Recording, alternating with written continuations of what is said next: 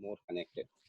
We saw Google's Go, a playing robot, which defeated a human champion 3 straight times. Then there is Sophia, the first humanoid robot to be granted Saudi Arabia's citizenship. Sophia, when asked, will it destroy the human race? It answered by saying yes and changed her answer to, don't worry, if you are nice to me, I will be nice to you. All these feats have been made possible with data, and we truly live in a digital world, and that the role of technology will unveil itself more in future, especially post COVID-19. Hi, welcome everyone. Thank you for joining us for today's episode of iLead webinar. My name is Sarindam, and I will be the moderator of the day. Today, we have with us Dr. Chiranjiv Roy, Chief of Strategy and Data, Access to Justice Technologies. Hello, sir. It's an absolute honor to have you with us. Thank you. Let me give you a brief introduction about our speaker. Dr. Chiranjiv Roy is a PhD in applied machine learning with more than 18 research publications in leading international journals and conferences. With dual masters in statistics and operational research, he is a visiting faculty at various renowned institutes like CET, NIT, IIIT, IIM, IIT, US and Singapore universities. 20 years in data science and analytics with CXO level leadership in AI, big data, robotics, data engineering with strong digital transformation, R&D and innovation for startups and Fortune 100 companies. He also worked in product development in autonomous vehicles and systems, mobility engineering, smart manufacturing, customer analytics, contextual sales and marketing, digital supply chain, and legal sciences. He promoted AI first and citizen data scientist concepts for engineering and manufacturing. We welcome you, sir. Thank you. I would also like to give a brief introduction about the batch to you. This is the 8th batch of PGPEx MBEE program. This is a diverse batch of very accomplished 26 participants from a wide range of industries, such as IT, ITES, consulting, telecom, automotive, power and energy, FMCG, and BFSI. We have an average experience of almost 7 years. So just a little housekeeping before we get started. Participants, if you have any questions during the presentation, please type them into the private chat box and send it to Krishnan. And over to you, sir. Thank you. Thank you, Arindam. Thank you so much. And it's an honor and a pleasure to be in front of you. And just to give you some startup before we move ahead.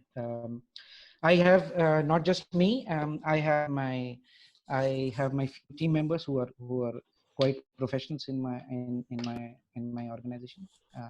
Nancy Phillips, who's the COO of Access to Justice. We have Shivendra, Shutosh, Rama. There are data scientists. They are working along with me and developing the product. In that respect, we have a software lead, George, who will be joining in if he has joined in. So thank you for this time, and we are in a new normal, and that's what we all love to do. 3 months back, things were different. 3 months down the line, the things will be much more different, right? And what I'm here for is, we'll give you a brief about what we have done so far and what are the things that you expect when you go out, right? That's quite important for us, all of us, to understand. So this is a brief about me, a bit of industrial health check. So 2018, I was honored with being one of the top 10 in India. 2018, 2019, and then by industry 4.0, 2019, I was one of the top 10 leaders in that case. So in summary, I have a 20 years of experience in data. I never had to shift out of data, which was great. When I started my journey post my computational mathematics and statistics, I had a great opportunity to join the risk management practice, and then went on to develop work for automotive manufacturing, which was quite a shift. But the knowledge of data went about filing 12 filed patents during my PhD for applied data sciences and artificial intelligence in industry 4.0. Had an opportunity to write about 18 journals and papers, some of which spans across different domains of manufacturing in that nature. Some of the other works have been heavily involved in AI product development, and we'll talk about why artificial intelligence is so important and why data science is quite important, and what do the leaders are expected, what is that you, right, is expected when you go out. What is my knowledge? So prior to being the CEO and the chief strategy officer for access to justice technologies, I've been a global vice president for the Nissan Lances, and have been the global data chief data officer for India. Hewlett Packard Enterprises with General Motors and BMW were my previous assignments that I've been working along in the last 19 years. So this is me in short, and there are some areas that we are going to focus on. So let's get started. What are we going to talk about? We're going to focus about what is the last decade, and I don't want to, as in there's tons of information which is on Google, right? Um, you guys are from IIM, you know much better than a lot of other people as well, right? We are all data savvy, and we all know that, right? We use data as much as we would have done. Now, the only thing which is moving in COVID is data, right? Human beings are not moving itself, right? Either the nature or the data. These are the only two things which are moving, right? So how has the data progressed in the last decade? Digitalization and data. So the CEOs only understand digitalization. When you come to progressive managers, you talk in data-driven digitalization. What does the business want? Because that's extremely important when you face the world, when you go out, right? Post your batch, when you sit down with the business leaders, what is the expectation of the CEOs? And so you do understand, right? Whether we call it agile or roadmaps and things like that, it's always a waterfall model. What does the business want is very important for you to understand, because that is what drives you from the bottom of the pyramid to the top of the pyramid, right? What is an essence of a modern data science leader? How do you develop an AI product, right? That's what we are going to talk about. We'll discuss few use cases. I'll go to the ground truth. I'll not talk about autonomous driving. You know much more about my major work in the autonomous driving space has been with Mercedes-Benz in Stuttgart, Germany, and as well as in America for quite some time. We are looking at different kinds of baseline products for manufacturing. Either you take the data out from the car, which is highly talked topic, but we will talk about today about a use case which a lot of people don't talk about, and it's the preliminary, one of the most important things when you talk about supply chain in India. Okay, one of the major things, and we will try to mix that. So those are the use cases, and we'll respond to question and answers. I want it to be very interactive, and we will try to see. I know I don't know most of the answers that you have a question for, but we'll try to see if we, as a team, can give you some answers, and we can be very interactive as possible. Yeah, does it sound good? Good. Okay. Yeah. So let's get ahead. So the data was there always. We always knew it, right? As I have been just saying, evolution has started in every world war. Since World War II, when Alan Turing came up to find the best nuance to save England from the hoax of Germany, right? And coming up with the machine that we call about, right? Being called the father of artificial intelligence, the data has been always there. What evolved? So during the phase of 2005 to 2010, there came a huge investment in the field of hardware. And when you keep on increasing the investment in the field of hardware, because manpower was becoming very difficult to handle, right? And then came along your CPUs, GPUs, the advent of IBM machines, and so on and so forth. The data became very popular, right? And when Internet Explorer or the internet came into the boom, it saw spikes with respect to, we never talked about terabytes then. We started talking about exabytes, and now we are talking about brontobytes, right? So that's the 10 to the power 27 times that is the power of the data is getting created that as we speak. What has evolved? When you see in the chart on the top, which is basically taken from Gartner, uh, so shows two different perspectives. The linear scale where the data is growing is through applications and the digital archives, basically dominated by the products and applications and services and solutions, right? Storage options became quite important. So when we talk about digital, now it is all cloud, right? People love cloud these days, right? GDPR came into picture because data privacy was required. But when you talk about today, things like Arogya Setu, you are bound to give data to the government, right? Which is good and which is bad. I'm not talking about the explainable artificial intelligence or maybe the data privacy, but it plays a lot of role, right, into the nature. But 20.8% of the structured data, right, about 21% of the structured data went into the databases and the backups. And this is where the data scientists make money, right? Because when the application is throwing you out data, which is responses, your traffic, your information, people are using it, users, consumers, customers, right? They give you data, you save the cold data, and then you come out with the information, right?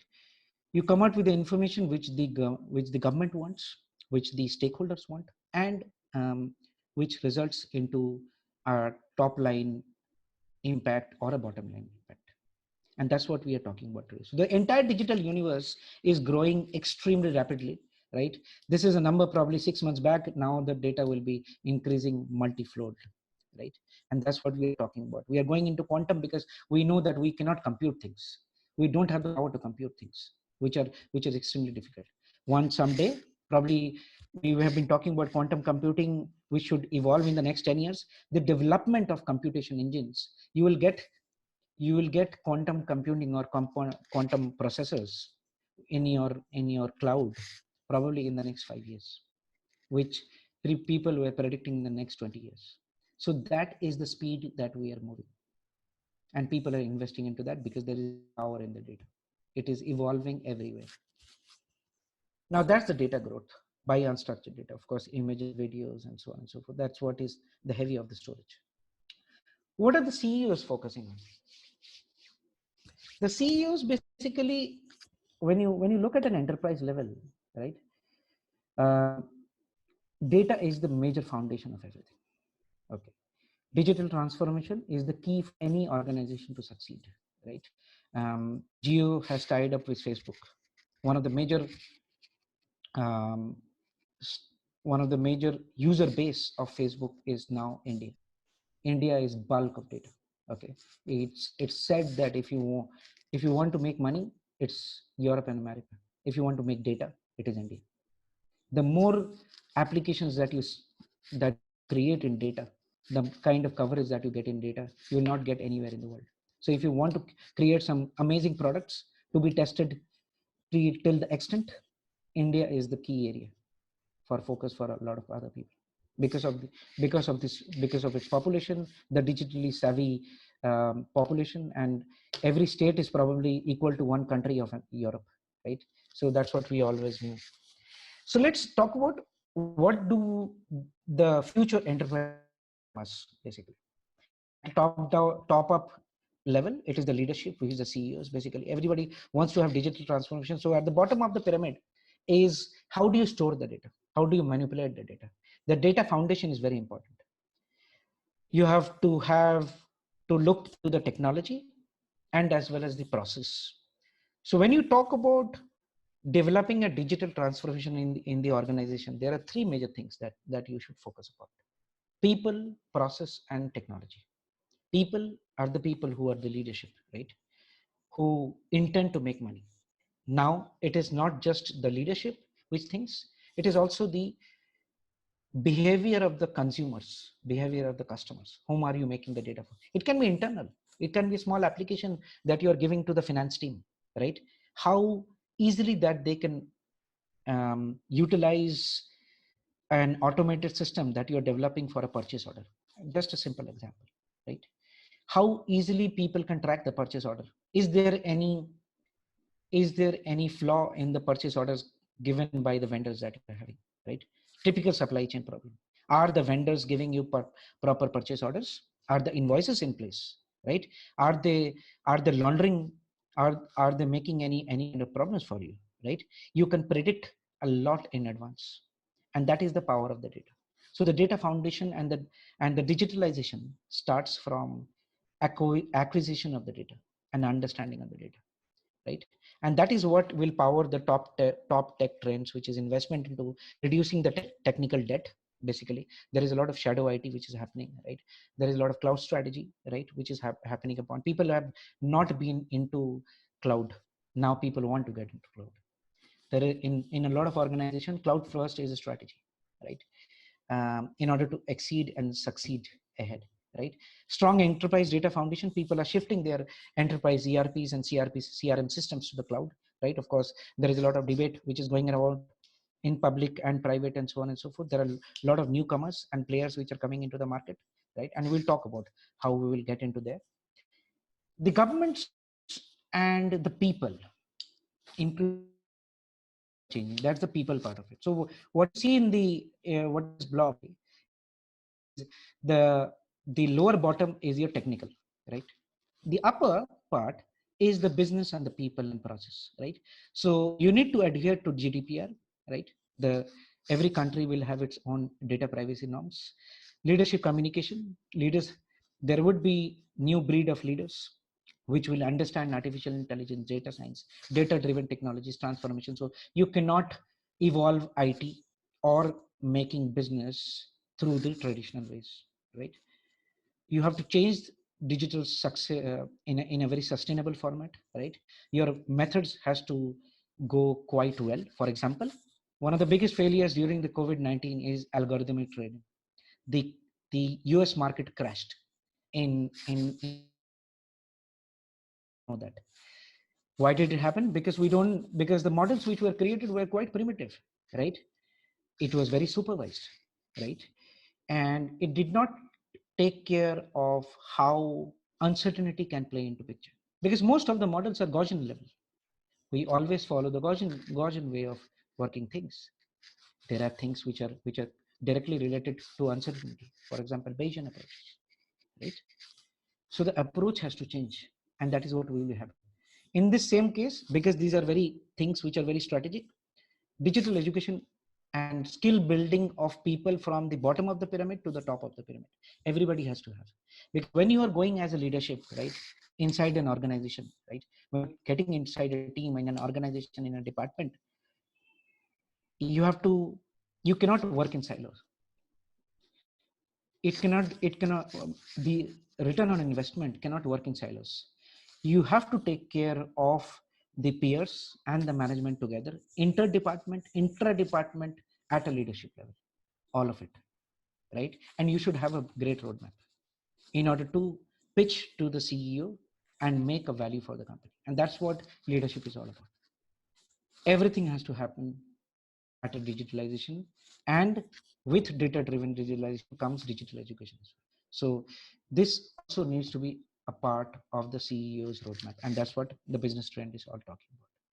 Okay. Now let's see, where does it stand basically? How does it operate? So it's always a bottom, it's always a top to bottom, it's always a bottom. Digitalization is always top to bottom. So where, how does it happen from a digitalization to data management, right? Look at the screen very carefully. When you go at the top, it is information. There is no data set which is ready for you when you go into your new job. There will be no data set which will be there. What you have are the people.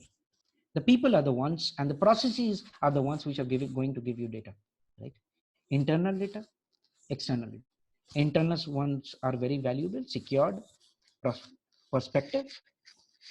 When mixed with external data, social media, third party, services, reports, invoices, purchase orders, and so on and so forth, news, mix all of them together, then you start acquisition of the data. You need to have an acquisition model. You need to derive an acquisition model talking to that department, because they are not data savvy or a digitalization savvy, right? Our role in the new market is to follow this pyramid. You create acquisition standards. Structured acquisition, which will be given by administration, maintenance, storage, and so on and so forth, which is primarily IT structuring, right? Acquisition. So you have databases, you have age-old databases, Sybase. I started my work with SQL Server when it went to Sybase and Postgres and so on and so forth, right? So there have been ones which have been quite traditional. So how do you convert them into the new cloud, right? File repositories. You have new technologies like OCR and scraping and streaming. The latest ones is APIs. We'll discuss much more about that. It's the world of microservices and APIs that we are all talking about. Then comes, once you have acquired the information from different places, then comes the quality of the data. Improvement, context, and enrichment.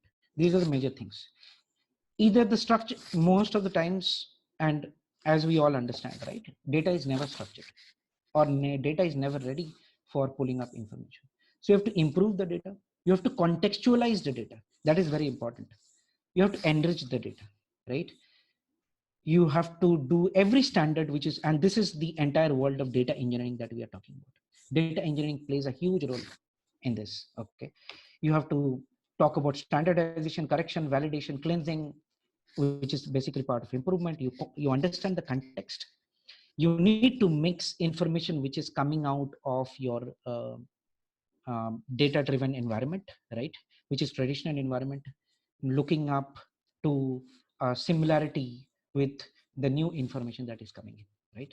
We call it semantic similarity. People call it graph databases, right? Graph force and so on and so forth. And we'll talk about a bit about it in one of the examples. Duplicate identification, list matching, so on and so forth. Then once you do this improvement and you know the context, and context is very important to the business problem that you're solving. Always understand that when you develop,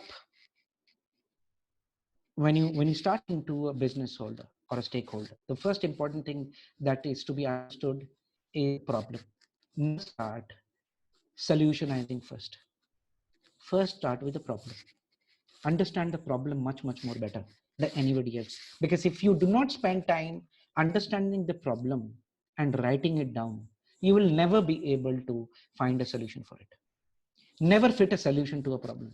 Always find the solutions post you have understood the problem, right? So that is what we call it as context, right?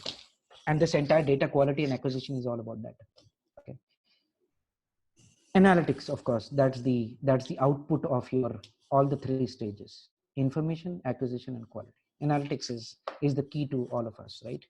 We all are learning all of these, right? You are a specialized batch. You will be going through all this learning. You must have done some of the things in your past. You are doing some of the things that you don't even know. You have to research. So you have to spend time in understanding what's happening around the world, right? Because you are practitioner. You would not be research when you get out to the job. Some of you, if I do understand, if you're not going in for a PhD and things like that, right? Because in PhD, approach is more important than the output. In the practical world, output is more important than the research, right? So you have to be bound by time. You cannot wait for the best approach to come forward, right? So analytics, insights, basically that's what we all talk about, right? Machine learning, artificial intelligence, deep learning. We are talking about federated artificial intelligence and so on and so forth. There are multiple things, right? Even with context to natural language processing, understanding, generation, and so on and so forth, and as well as unstructured data with respect to images, voice, and even traditional data, right? Transaction processing. After these 4 steps comes down to the best thing that all the CEOs love in the world, or the business love in the world, which is the value. We are all value driven. Okay. The organization which is going to be the 2025, which will sustain on data digitalization, which does value, not by proof of concepts. Concepts will only remain in the books. Of course, concepts are required, but it has to transform into a business value. So hence, when you're starting from the top of the pyramid, which is information generation, you're talking to the people. The first question that you should ask is, what is the value of doing or solving this problem? Tell me the value that you're going to generate in solving this problem. Why do you think this problem is important for you? And most of the times during my leadership, as in the time that I've interacted with leaders or becoming a data analyst, and that's what I have learned, is 80% of the time it is a good to have, right? A good to have model really does not sustain in a business world. It should be must have. It always should be a must have. And the first thing that you, when some of you will become leaders and so on and so forth, when in data science leadership or a data driven product driven leadership, right? One of the best things that should be done in the organizations is to chart out the yearly planner, to find and go by every department at an enterprise level. I'll probably come to startups, but startups are much more faster. In enterprises, there are a lot of hierarchy and bureaucracy and so on and so forth, right? And multiple challenges of implementing and so on and so forth. You should ask, what are your top 10 priorities by department, right? And then you tackle the data visualization. And when you reach out to the new world, right, post COVID and the when you go into your campuses, right, the first thing that you would be asked basically is, how do you approach a problem? And this is the kind of metrics that probably I have been following throughout the years. And the final thing that you can see in the biggest block is value creation, which is automation. At the end of the day, everything is automation, right? So after all these exercises that you tend to do, you need to integrate with a business flow or a software, and it has to get into the ground basis of the consumer, right? If you create a great algorithm and it cannot fit into a product, then then it becomes just a white paper in a business world, right? White papers are great to have. It is a great concept, but it does not fly. It is not worth of a value. Okay, so this is probably the principle that I have followed, and probably can come good for you. There is no straight cut answer to things, but this is something should be looked at when you're approaching a problem in different enterprises. Now, what are the top business priorities? As in, this is probably a bit older slide, but the priorities still remain the same. So people are looking for growth. People look for more growth, right? Shadow IT will come down. 31% is the current YOY number. Structural development is at 33%. It will go down. It will go down significantly.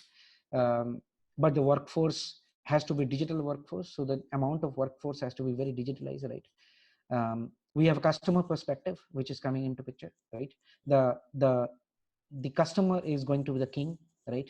And the customer will always pay for the value. The customer is not going to pay for the digitalization anymore. If it is going to pay for the value, it is going to give you the best of the insights. One of the examples, and probably this is only my perspective, is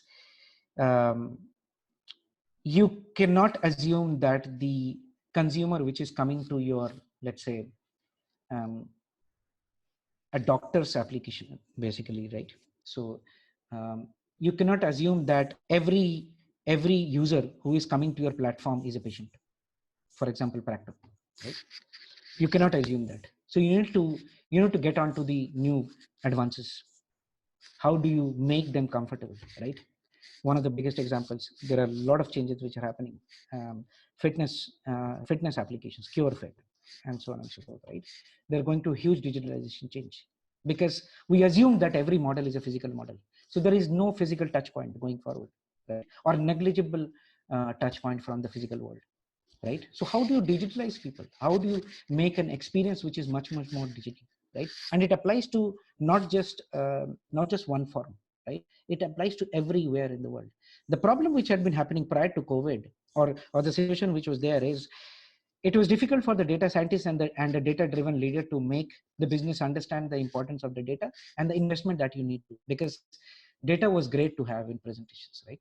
And data sciences and artificial intelligence, right? It was great to have in presentation, but the amount of the conversion between the proof of concepts and investment to develop AI products was not more than 10%. When you go post COVID, the amount of investment that people are going to have in digitalization and securing data and data driven products is at least going to be threefold in the next 2 years. and that's what every from McKinsey to most of the firms are talking about, right? If you even if you look at Harvard Business Review, right? So where is it going? So the finances are very tight. So people are not going to pay you um, for anything that you are giving to them, right? But it has to be very value driven, right? It has to come out with an information, right? Product improvements will be subsequently much more higher. Data driven leadership and management is going to go much more higher. Sales, cost management, and so on and so forth, including efficiency. So all these parameters will look at a very rapid growth, and at the center of everything is the data. And this is what the business priorities of the CEO, which will be primarily at this point in time. Whatever the numbers that you see, you will at least see a 10% surge in those numbers, either negatively or positively. Right? So too many organizations who have been already in the verge, and probably the next time somebody presents this slide to you, this is taken from Synced, which does an AI review for a long time. Probably it will not fit into this presentation, right? But the information is growing, and promising AI startups to leading AI from Microsoft to Drive.ai, NVIDIA, Hewlett Packard, Alibaba, and Chinese companies are always faster in this nature, right? Huawei, are all trying to look at different nuances of making intelligence in the hands of the consumer and utilizing it. One of the things that you are always using, right? Some good funding activities I have put it up over here. So HP, Apple, Tableau. So Apple is looking at extremely good diversification on the AWS, but there are very smaller people who are even the business process automation companies like UiPath. They're also looking at a huge amount of digitalization, and then who has got the data, they're looking into the next data science. Who are into data science, they're looking into AI products. So data is everywhere, and that's the only thing that is moving, right? So how do we get into that bandwagon? One of the examples, because we are part of, we do a lot of, we just started with a venture in legal, and probably one of the things that we have been working about is, prior to this, you have been already talking about legal tech, and this is one of the companies, Cognilytica, and some of the use cases that some of the people have been doing, IP search and predictive legal outcomes and voice assistants and so on and so forth. This is all the technology part of the game, right? What is not there yet is basically something called as computational law, right? Computational law basically looks at how do you make people and the processes much more improved. For example, there has been a lot of work which is going around. This is primarily one of the best pet projects of MIT right now. If you go to the MIT site, there is something called Codex, right? And they have been working on this for quite a long time. But how can you make information much more faster, right? What are the different patterns that you can get out of the data, right? How can machine understand the different parts of law, right? What is law? Law is basically nothing but an entire sets and subsets and super subsets of rules, right? It's all there in our books of constitution, right? Every country has it, right?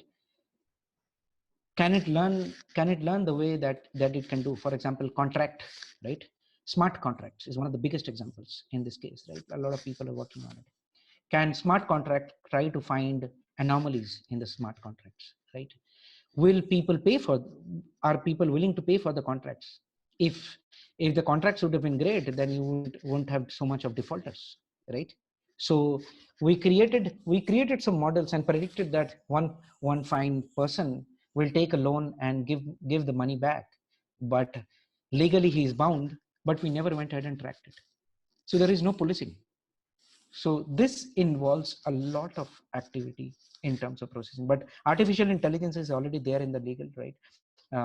People are working left and right in the different technological areas, right? And we have started into the science of the journey, right? And probably in the next few months we'll be able to talk more about it. But as like any other industry, the governance and the legal perspective is also changing its own course with artificial intelligence. Now let's come to some of the use cases. And we'll talk about two major ones today.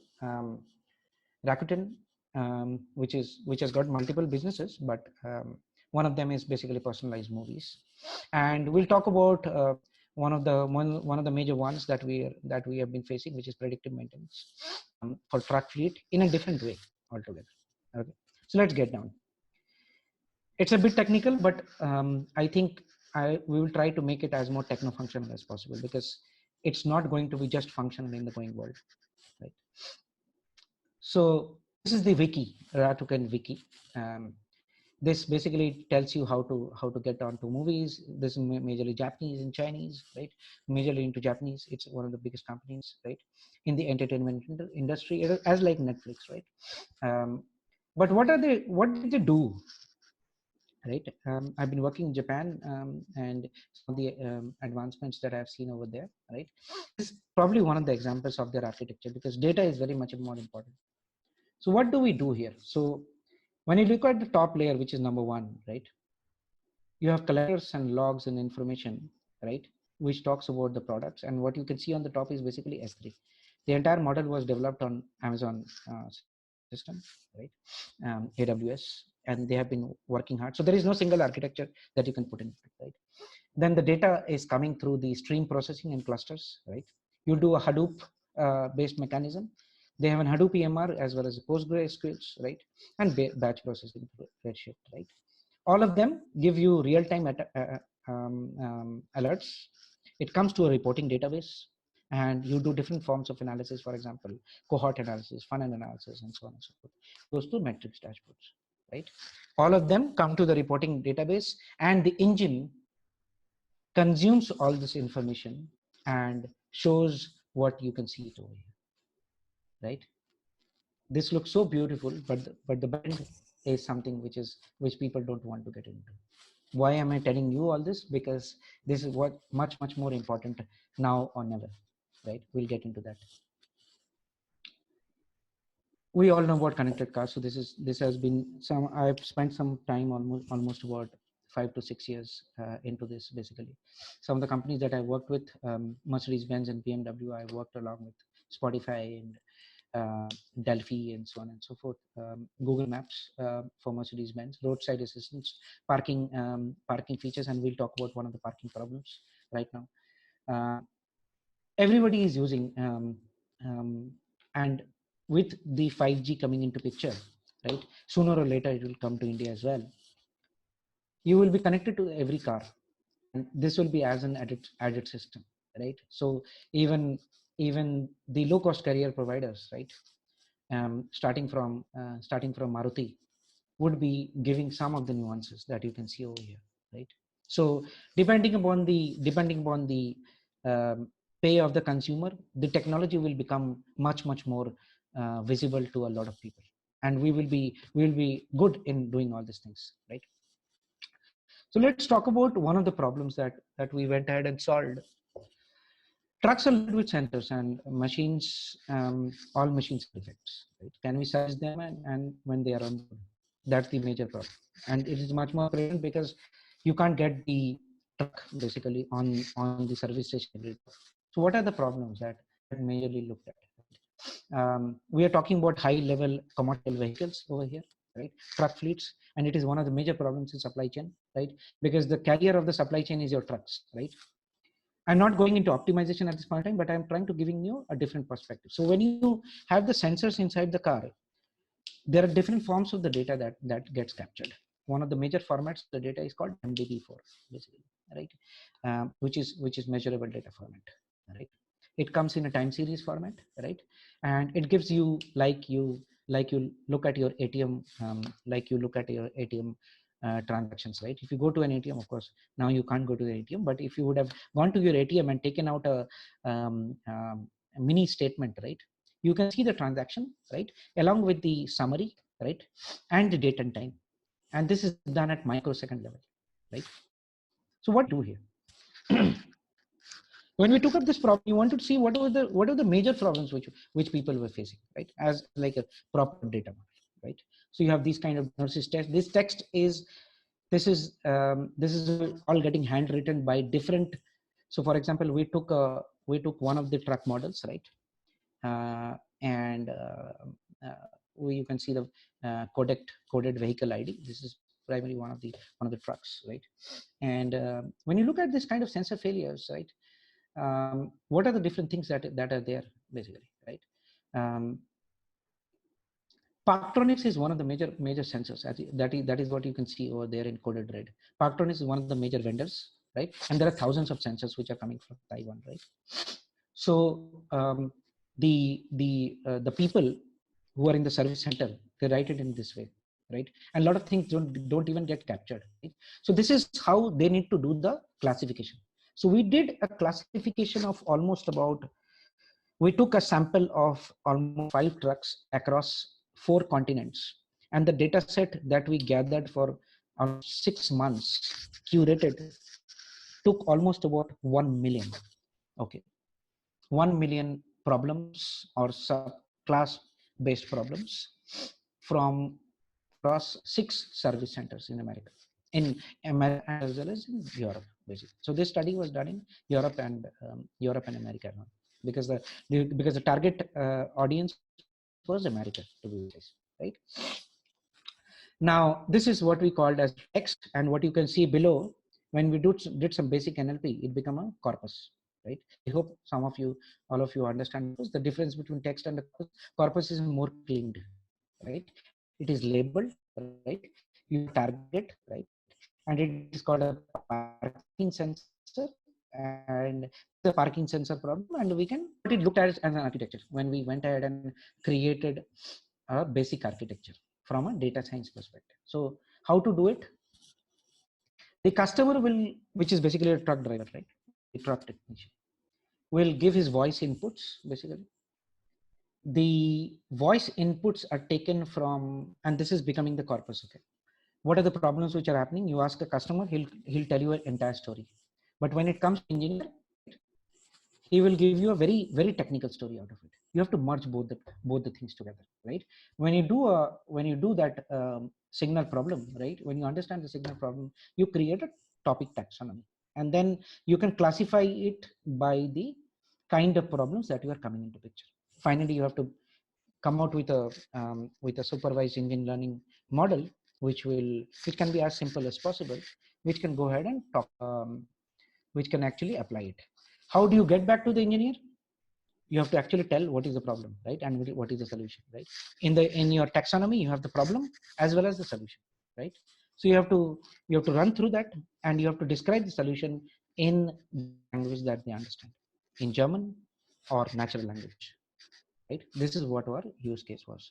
Now, this is something that you cannot present to. This is something that you cannot present to the outer world, right? Probably this looks comparatively complex, but people don't want it. People want a solution out of it. But this is how a data scientist will develop the architecture, right?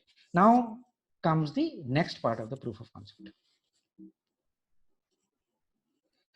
Now you have to run some models, right? Which is comparatively much easier. You run multiple models, you look at the validation rate, you have squared error, and so on and so forth. Here that you see is basically the least of the squared error, right? You can take up that model and go ahead and run it, right? This is how you apply in a software engineering world, because till now you have been only developing the model. Now it has to run on the truck, right? So the static data comes from the truck. So there is a voice-based engine, right, through an application. So everybody has a mobile phone. So most of the trucks, as in high-end trucks, basically has a connection with the Connect, basically, right? So now Maruti has come up with a Connect, and even Mahindra and Mahindra has also an application, right? All the truck drivers are advised to use that application when they are running, right, in order to do the GPS. In the same way, I'm collecting the information. For example, I'm having screeching sound for the last 1 hour. Whenever I'm going to park my truck, right? If it is happening 3 times, then means that is a problem. So you need to develop this architecture. It is done in Amazon. There can be multiple architectures which will come into picture, right? And this was the one that we did a pilot with Amazon SageMaker, right? The model went on to develop onto that. You can do a Python API as well, right? If you have questions, we can have our team being answering that. But it has to be orchestrated through, if you talk about Amazon, basically, the Lambda architecture takes the Kinesis data stream. You get the data through Kinesis data stream, right? You do the Kinesis analytics, right? You take an Amazon Lambda function, which will orchestrate and give the data to S3 bucket, right? In the S3 bucket, the predictions also come into picture, right? And then you deploy the model on the truck directly through the cloud, right? One of the other models which were also prepared was done in C++, right? Which was the inference of the model, right? Which is the prediction part of it. It was done directly on the MCU chip board of the truck, basically. So two different type of models. If you're looking for a complicated solution, right? Or if the problem is not solved, you go to the cloud, and this is the cloud model that you can see, right? And this is how you model in real time. And this is how you apply in the real time. So Amazon's gateways are there with Lambda functions, which will go ahead and do your activity. Now, what skills, now having said this, what skills do you need to acquire to reach to the leadership? That's very important, right? So this was one of the examples that I intend to give, and probably we'll talk about it. But COVID and its impact has been enormous by now, right? So you can see the Moody's end of the world, which is predicting everything left and right. So everything is going in minuses, right? 103 million skilled workers required, but the workforce is not ready, right? Retail is down, hospitality is down, and so on and so forth, right? E-commerce is in a shock, right? So that's the kind of impact that we are looking at in India, right? Why is data science and analytics so safe? And that's a good perspective, right? In India, and in not just NASCOM, we all do understand this, that the growth of big data and analytics market in India is going to be much more fold. This is a number which was stated way back in the December, but it says $2 billion, right? $2 billion worth of market is expected in the big data and analytics field. 2022, it's expected to grow to 16 billion, which is 8 times of the CAG, which is what we are looking at a CAGR of 25%, right? Which is a heavy number, right? And India will be in the top 3 positions. So if you're working in India, you are in great safe hands, right? If you're practicing in India, because of the strong workforce, the skilled labor, and so on and so forth, right? The amount of people that we have of different ones. And when you are getting ready for tomorrow, then 91% of them will be a mix of contractual and part-time and work from home and so on and so forth, right? There are significant percentages of people who are working along. So Bangalore is 20%, Delhi 8%, and Chennai 7%, and so on and so forth. The numbers are going to increase day by day, right? Now, where do we stand here? So in order to get to this bandwagon, so if you have to be a successful leader, you cannot just depend upon learning just data analytics and data sciences. You need to understand the engineering part of it. If you remember when I showed you the example, right? The first slide was very important, right? If I try to go back here, this slide was very important, right? This looks very fascinating. We all love this slide, right? We'll all learn it. But at the end of the day, if you cannot develop this, or if you don't know how to implement this, right, then it will be a real big problem, because it is more important to deploy, not just develop in the near world, right? Now, in order to learn this, basically, you have the 6 major things that you need to understand. Of course, you can't be jack of all trades. It's not possible, right? You need to understand data analytics, data sciences, and machine learning, of course, machine learning engineering, to be precise. You also need to understand backend data engineering and DevOps, right? So that's what is more important.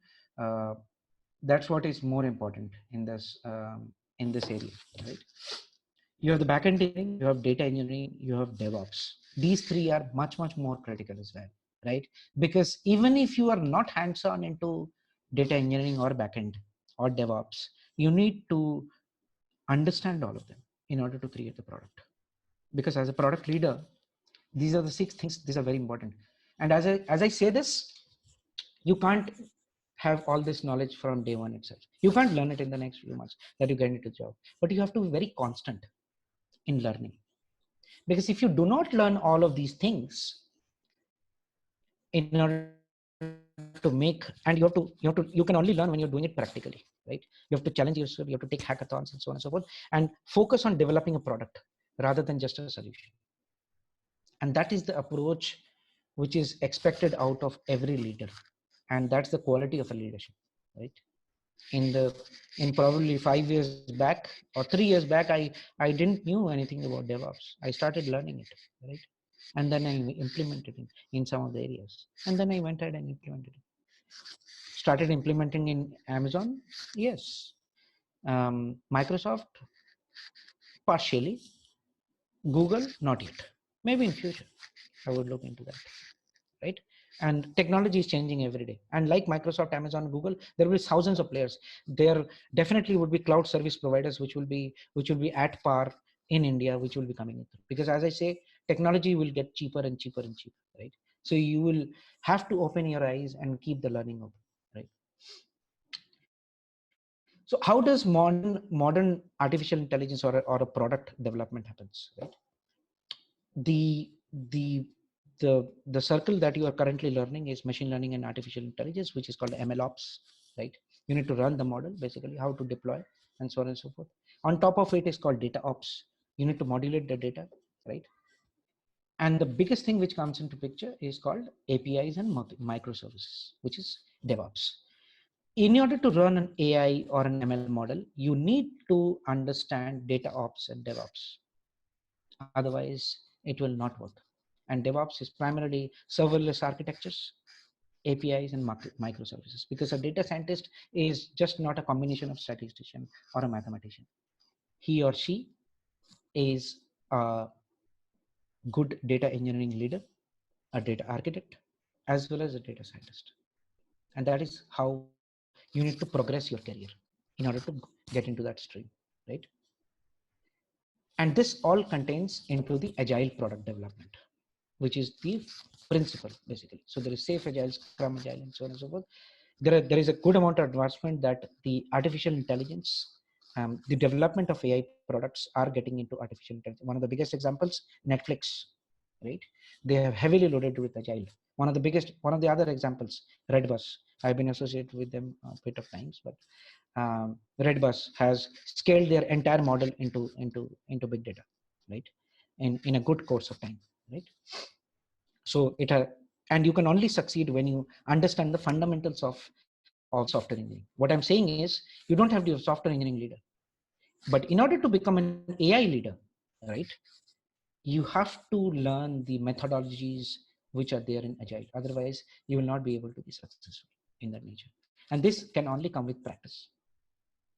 Okay, so you have to find those areas in order to get those that kind of establishment, even if working for startups, doing consulting, or working inside the organization in enterprises. So your knowledge should not stop. What is the roadmap for learning that you should always have is, of course, when you go out of this campus, you will be accustomed with artificial intelligence, machine learning, deep learning, business principles. What you need to get on to learning is data ops, DevOps, and Scrum Agile, right? This is something that you have to learn when you get onto the board. And this is the roadmap for learning. How can you run an artificial intelligence model through data ops and then DevOps and Agile strategy? That's very important for understanding. So this is what I do summarize. And what I would like to say is, there are different ways of dealing with things, right? When you go to the campuses, when you get onto sitting onto the board, right, for a discussion, you would have a lot of things which will be unknown. But if you have a roadmap for your learning, in this pattern, then becoming a successful leader comparatively is much more easier, and you can solve a lot of critical problems for most of the businesses. And when I talk about the CEO strategies, because every data digitalization starts with agile. So if you can turn the pyramid down, which we are talking about here, because digital transformation is all about agile, right? Then you can do agile, DevOps, data ops, and then of course you have artificial intelligence, right? So probably I'll stop it here, and we'll take any questions if you have. Hi, Dr. Acharya. Am I audible? Yes, you are. Sorry, I have to constantly reassure myself that I am audible. Uh, so thank you, sir. Thank you for all the wonderful insight and your take on the future of data sciences, role that India plays in shaping this technology, and also really thankful for the roadmap that you provide, focusing on the machine learning, deep learning, and artificial intelligence. It's really helpful, and really we should focus on learning to it. At this point of time, I would like to open this session for question answer. And first of all, we have Adyasha uh, with her question. Data, you can unmute yourself and ask the question, please.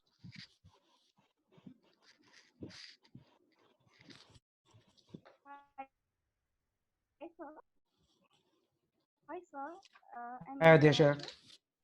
Sir, Yes, you are. first of all, thank you so much for sharing such an insightful session. So my questions are like in a country like India, where jobless growth is often derided and not great of an economy, where around 40% of people suffer from malnutrition. So, shining the novelties of technologies such as IoT and artificial intelligence and machine learning will not augment Indian economy. So, what is your opinion? How will we create more jobs while adapting to this new technology in the Industrial Revolution 4.0? So it has to come down from the. That's a good question. Thank you, Adesha. Uh,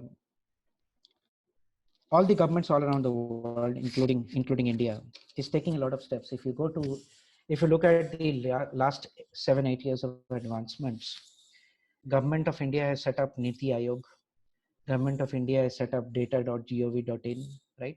And it is taking smaller steps, right, towards empowering data people with data. And one of the funniest examples of this is basically people are using applications. The amount of applications which are used in India is much more, because India is the biggest consumer of applications all across the world. For example, one of the funniest examples is TikTok, right? They're going to open up their servers in India, right? Why Facebook is interested to tie up with Geo in order to come and provide information, right?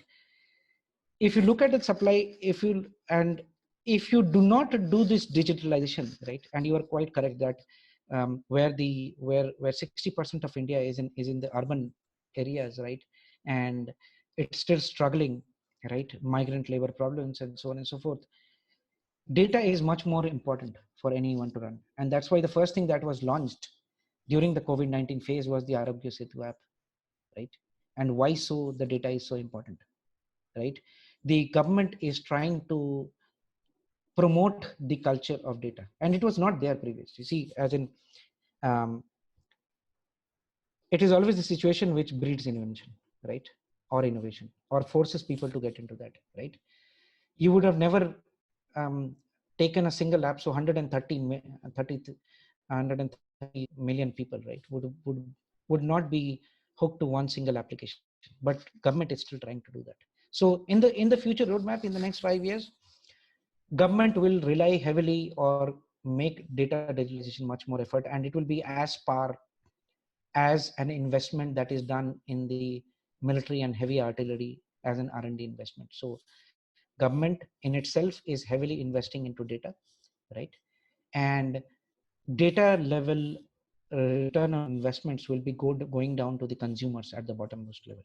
So that is definitely on the cards, right? Which means basically the farmer who is farming for a wheat in the most corner of India, in Bengal, right, would be able to get his payment directly online on his cards. Basically, people will get into that nature. Of course, one of the major problems is linguistics and so on and so many other things, right? Literacy and so on and so on and so forth. If you cross that barrier, then data can give marvels, right? And it has already given marvels to a lot of economies, including China, right? China has already implemented that model, right? We also do have that kind of intensity. We all know that there are people who want to look at India as the next growth hub. So if if India has to be the next growth hub, then the people also have to adopt to the data and the technologies, and government has to support it, right? So the new breed of people, the new generation of the people coming from different perspective of lives, right, they will all be able to utilize, and they have to utilize and take the power of data. In about 18 to 19 railway stations, there is free data access which is already given. It is by the speculation that government of railways, right, the railway department of India is going to do it for every railway station in India. How to use it, how to empower people is something that will come with literacy and much more exposure, right? When you see the benefit and the incentive, people will go ahead and utilize it, and that's what is the core of any kind of technology, right? So this is the decade of data, right, which is going to be as much as it was before. It will keep on continuing and it will grow for sure. The communication has to be perfect. That is more important. I hope I have been able to answer your question. Yes, thank you, sir. So I have a second question, which is a bit technical. Generally, which analysis is predominantly be used to give justice in law when needed? Is it descriptive, prescriptive, or predictive, or the combination of all three? Actually, your last point. See, as like any other um, domain, right? You start with descriptive models, right? Which is basically that's what I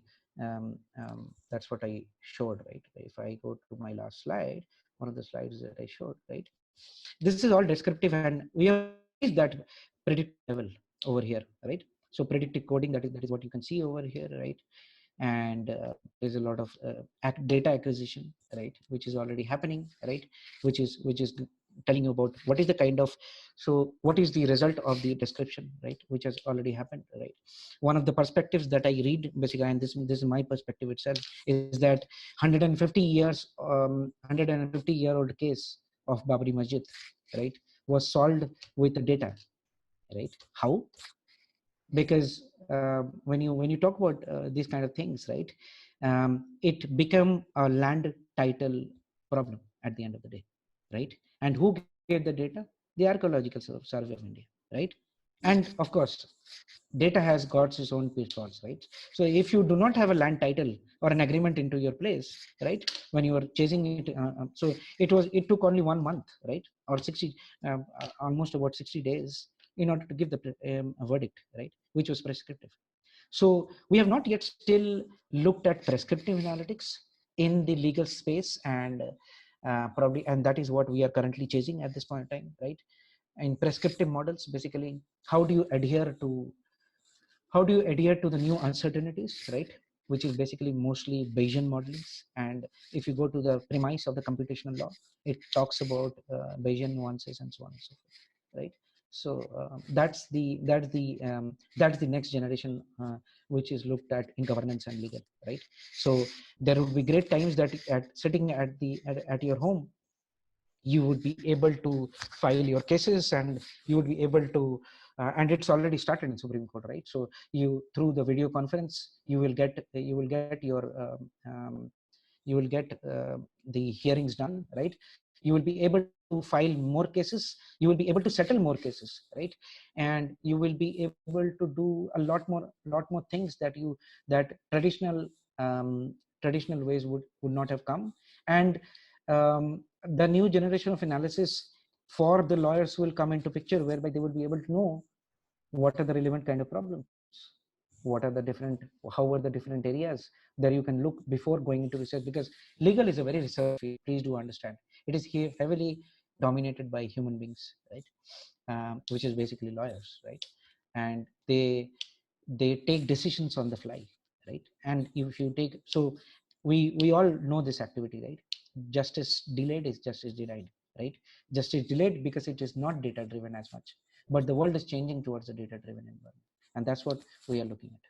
So there is a long way to go. It is still in the descriptive and a bit of predictive phase, I would say, at digitalization, right? Prescription is yet to come. Okay. Dr. Roy? Thank Yes, sir. you so much. Dr. Roy, Pradeep is here. Hello, sir. Dr. Roy, I have one question for you. Basically, if we go for agile modeling, are not we losing the real meaning of scientist?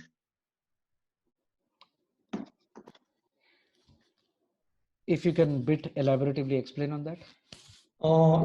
Basically, agile modeling basically demands the product as soon as possible. I would contradict onto that. Basically, like not full product, but version by version, it needs the results as soon as possible. But the scientist job is not only for giving the results immediately, right? So basically, he has to come up with some novel things, novel ideas, right? But you were telling that simply solving the problem is sufficient, or otherwise solving the problem effectively is the good one.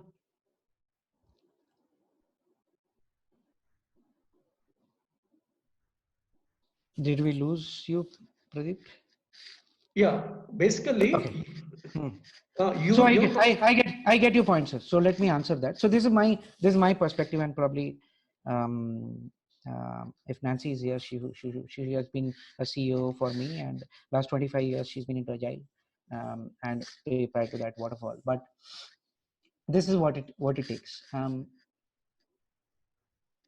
When there is a problem which is occurring, and this is how a practitioner data science or data science in the business, right, is what it is. Because when you are giving a terminology scientist, it's always a data scientist that we talk in the business language, right?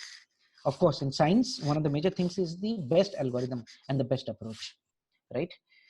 But one of the major problems in this industry is there is no data, right? When you start with a problem, right? The problem is always bound by the time, because there are, when you have to talk about return on investment and agility, right, you have to be bound by the time, right?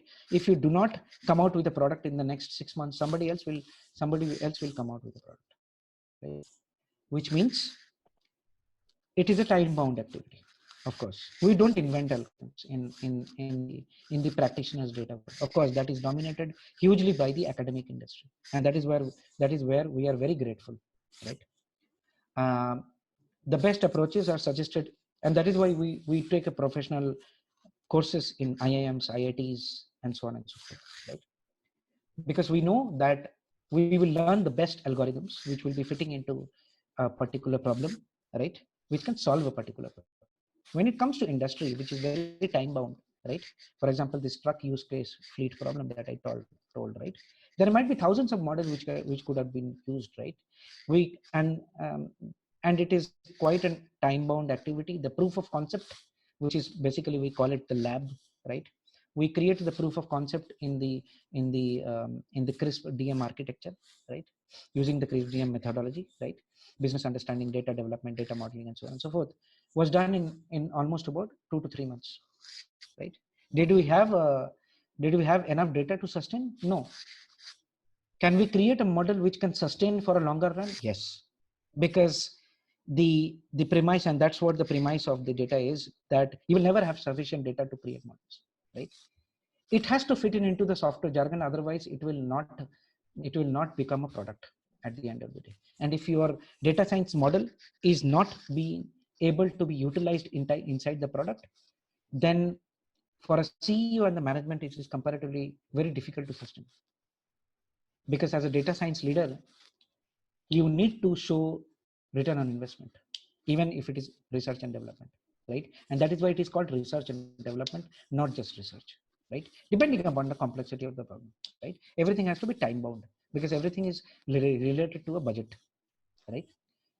Software engineering is software engineering in the new folds that we are just talking about. Cloud engineering, cloud software development is all about agile.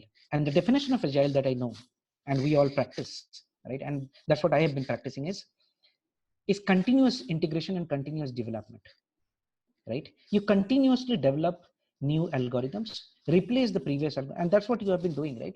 We all use Facebook, right? We all use Facebook. Did we know that when Facebook was developed, there was anything called face tagging algorithm? There are more than 27 plus algorithms which has gone through 16 versions by now, which means they have been constantly chasing them. And that is the power of agile and scrum, basically, which talks about continuous integration and continuous development. So you keep on developing it and you keep on integrating it rather than getting the product down. And that's the philosophy of modern agile practice, basically. So you will start with a smaller data, you develop an hypothesis, you create a good model, right? Which is kind of self-sustaining because you have a lesser data. You put it onto practice through software agile methodology in cloud environment and so on and so forth. You test the model, you see the output and continuously monitor the success, because there is the amount of data that you are getting, or the inference or the results that you are getting is comparatively much more faster than any traditional methodology. And that is where it brings into the picture. So it's always the modern application of agile which is taken into practice. In an artificial intelligence world, this is much more important. And meaning that can I conclude this one, like in the name of the data science, they are practicing data engineering, not data science. In the name of data science, they are practicing data engineering. So without data engineering, there can be no data science, right? No, I think again contradictory words, like if there is no data engineering, data science, so engineering means like what do you mean with that? Like Okay. basically, See, there is no excuse systematic me. study of Yeah, data. Pradeep, if I can intervene here, this is Rohit. Pradeep. Hello, Pradeep, can you hear me? No, I'm not, sir. I want to know the information. Only that is helpful for me. That's Yeah, I know. See, what only I'm for saying that reason is, only I asked. sir, what I request you is, Dr. Roy is with us only, right? So what I was thinking that even Biplab also is there. Pradeep, you and even I'm interested in a lot of questions. I was just wondering if we can have a separate session with Dr. Roy. I hope that Dr. Roy will not mind it. Yeah, And Sure. then we'll have, We can. yeah, it is Of good, course. sir. yeah. It is good. Of So course. then because there are a lot of questions, there are a lot of anxiety also from my part also that I was wondering to ask. So, but let us keep that session, because a lot of our other PGPEx students are interested in asking few more things, and those who are interested in going towards the field of data analytics, and they have some questions. I believe that let's give them opportunity to take this further. I request Arindam to take this further, please. Sure. Hi, sir. I think we have next in line Akhilesh. He has a question. Akhilesh, can you unmute yourself? Please? Uh, Hello, Dr. Rai. This is Akhilesh. Sorry, I might face some network issues, so I might get lost in between. No So problem. basically, I want to understand what would you suggest for a candidate who has not been in the domain of data science and wish to make a career in this, especially if the candidate belongs to core engineering sector and has never been exposed to data science. We have always been playing with data throughout our lives. Yes, of course, but most of candidates like me are still unaware of this fact. One is theoretically, you need to get the knowledge about how data data has to be analyzed, how it is to be engineered, and what are the kind of data science models that you come into picture, and how can you make inference out of models.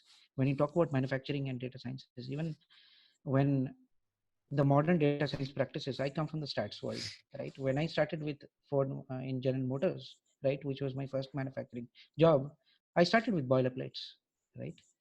And everything is related to sensors. It's not the way that the engineering was managed previously. So the best way to learn data science is to start playing around with the data, right? One of the major things that you can definitely do is, and it is for everybody. People come from different genres, and one of the biggest examples that as in questions that I get in mostly in LinkedIn and wherever I go is, where do I learn data science? How do I learn data science? How can I practice? So will Titanic data sets and so on and so forth will suffice my problem? Will I be able to learn? I said no. It is your domain that you have learned throughout your life you will be able to gauge from manufacturing. And this is my strong field. That's what I do in my house as well, right? I have sensors with my fridge and as well as my TV. The first thing that I told my son to do is basically, can we put a Arduino board in the TV along with the TV and my fridge? Can I take the data out of it and store it in a hard disk? We both did it together, right? And after 2 days of insight, I can find that every evening from 7 to 9 p.m. where there is a power outage, right, there is a huge amount of fluctuation which is happening, right? And it might be required for a stabilizer, because I was never convinced to take a stabilizer, because everybody says that in the fridge there is a stabilizer. Yes, of course. But if it is such a big surge, and it's only a mechanical guy who can understand that, right? So am I a mechanical engineer? No. Did I understand data? Yes, I did the data told me something? Yes. And it's a basic example. You can connect, and everybody can connect to it, basically, right? So there are that's what I said, right? Don't fit solutions to a problem. Find problems which are just nearby to you, and you will have thousands of problems just near into your premises, in your hostel, in your campus, right? You can, and the technology is so cheap, right, these days, right? You Yes, can of take course. out data from anything, right? You have a new campus, right, in IIM Shillong. You can take data from anywhere in the world, any part of your campus, right? And put up an Arduino board and try to see how much is your power fluctuation impacting the campus, right? Yes. What is the next forecasting model that you can bring into the picture that can save a lot of money for IIM Shillong, as in for the business, for the management, right? And it will give you more insights, right? If you can predict in the next 7 days what is going to happen, or let's say 3 months down the 3 months what is going to happen, it will be a great thing. How many lights will be required, right? Is it sufficient for people to learn, right? Are there devices which are failing frequently? If you can hook them up with an Arduino board, right, or a sensor, right, you can easily get it. And things come everywhere, right? Once the COVID is Yes. up, right, you can get an Arduino board through Amazon, and Yes. you will be able to hook it up, right? You put it on Amazon cloud, it will automatically start giving you data, right? And then it is you who have to sit down with professors, or the thought process of the science is, how do you make an inference out of it? That's more important. Yes, of Modeling is probably the last thing that you can look at, because there are no great perfect models of the world. Every model has got its own inference. So problems are everywhere, Akhilesh. You just have to find it out. That's more important.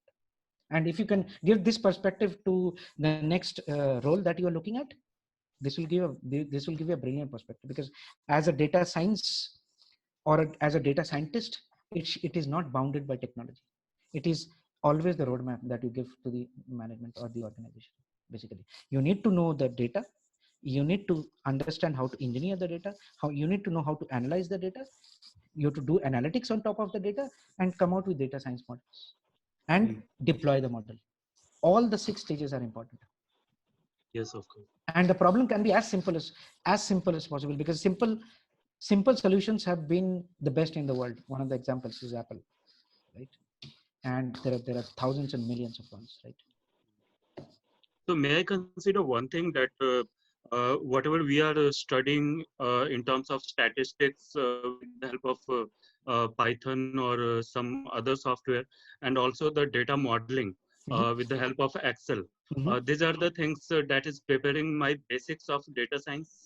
Oh, of course. So as I said, right, I connected my Arduino board. The first thing, see, I love Excel. I come from the Excel world, right? Yes, So yes, yes. the first thing that I don't touch is Python. Okay. So I just got the data out, right? It comes Okay. into a format. I downloaded it in text format and CSV file. Yes. I just took the relevant columns which were important for me, right? I put it Correct. in Excel. I just put a chart, a simple time series chart against the variable that I wanted to have. That's it. Yes. Okay, Then Pratik, Python is all about automation, right? So then you can go ahead and code in your Raspberry Pi and make it automatic, and you can build an app on top of it. Yes. hi, Dr. Arindam here. Sorry to the timekeeper here. We Sure. have one more last question Sure, from sure, Bhavika. sure. Hi, sir. Can you hear me? Hi, Bhavika. Yes, I can. Hi. Please. Firstly, thank you so much for your insights. It was really helpful for us.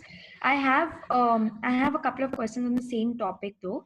Uh, so the thing is that while we all know that yes, data is going to play a very important role in our lives, how we as humans try to keep that human touch or try to be sane in this world of data where data is growing tremendously and is now a part of us, and how do we stop ourselves from transforming into machines where whatever we do is regulated with data and is interlinked to data as a whole.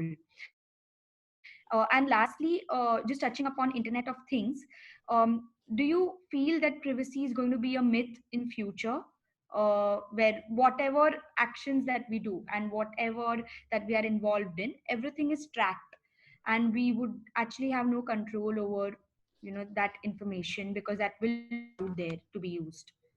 So yes.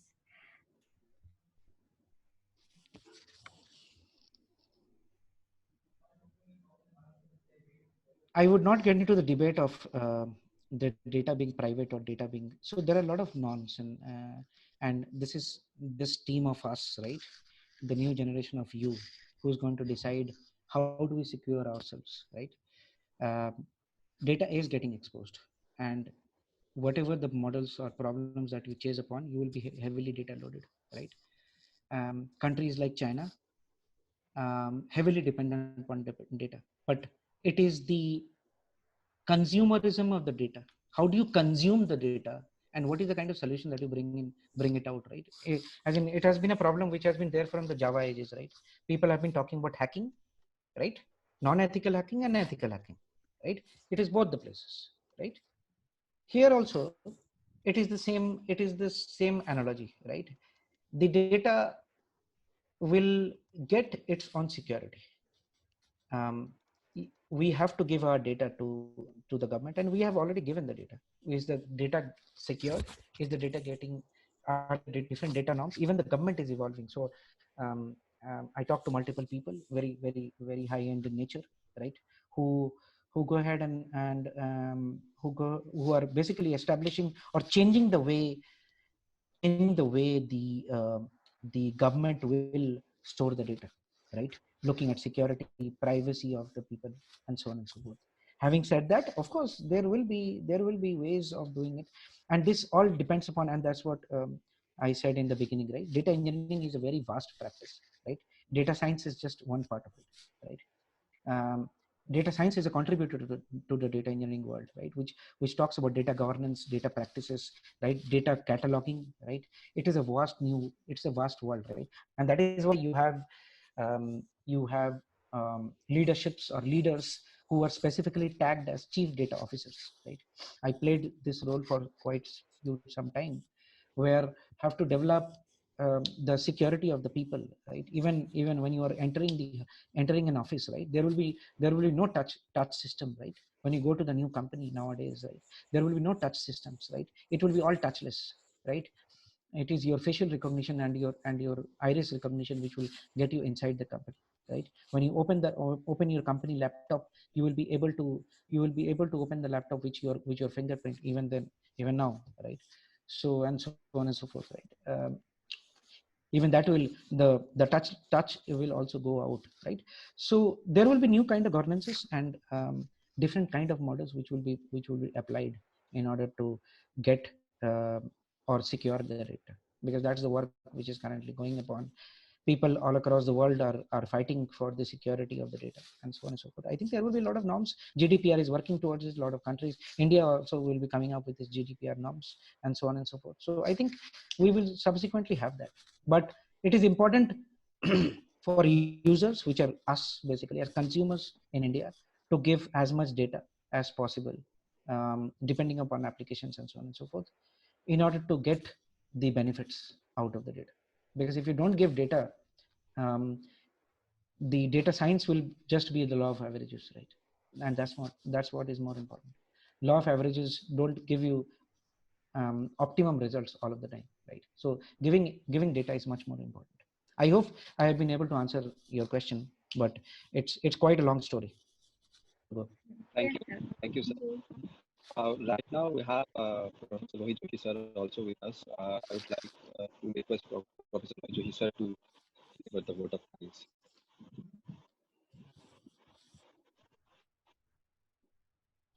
Okay. uh, Very good evening to all the participants, and special thanks to Dr. Roy. Actually, I wish to welcome you.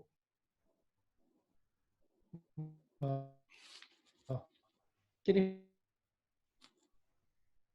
Yeah, Arindam, can you hear me?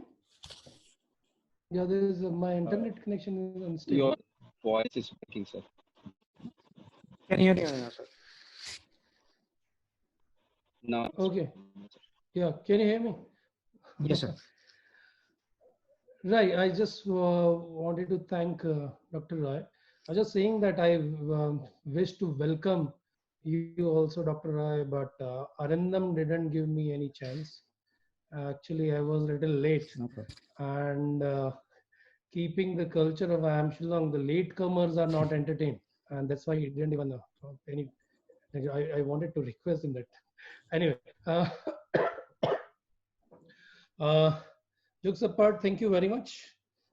Thank you for accepting to speak at iLead. It is indeed a matter of pride for all of us to listen to a domain expert like you. I'm sure that PGPEx participants have gained a lot of insights from today's session. As we all know, AI and legal is indeed very topical, and I say that transparency in legal system itself is a need of our.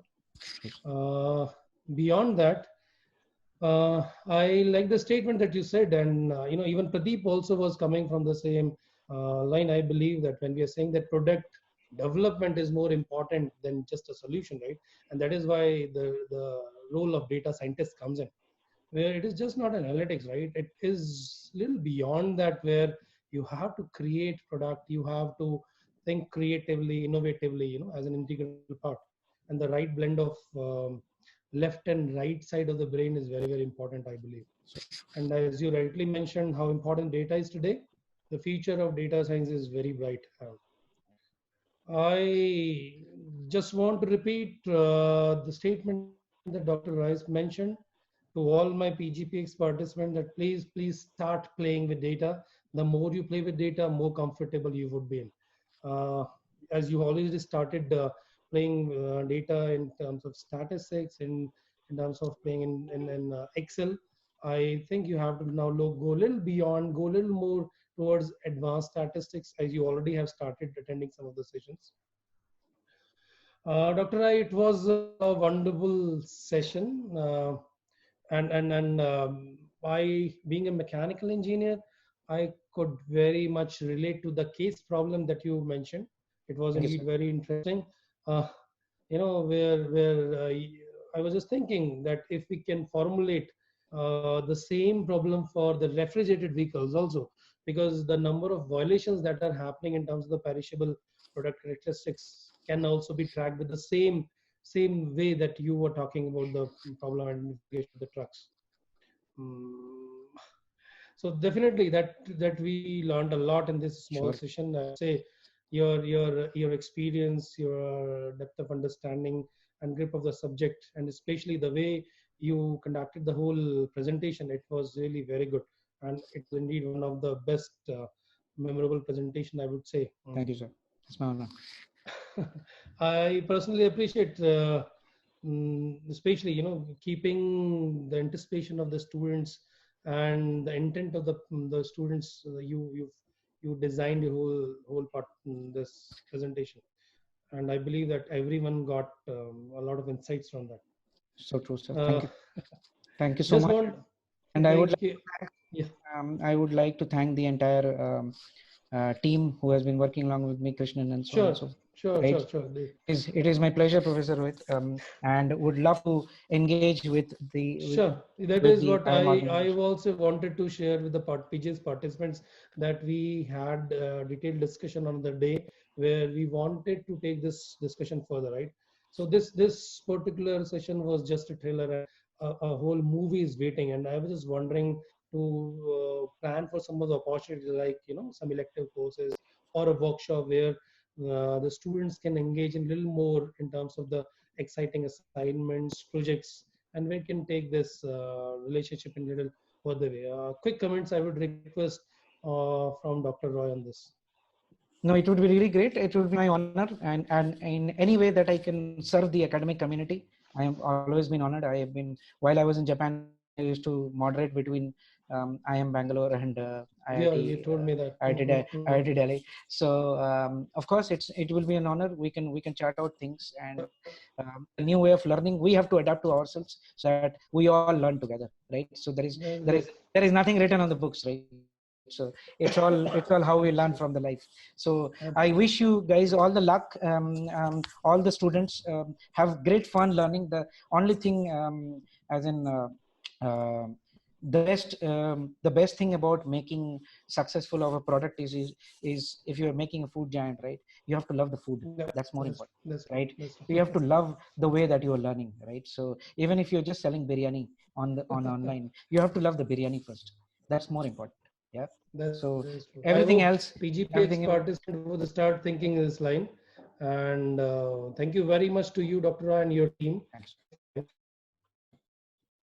And we will be in touch soon for little detailed. Thanks for your time. Thank you. Thank you, everyone. Have a great day. Thanks to all of you. Thank you. Thank you so much. Thank you so much, sir. Thank you, sir.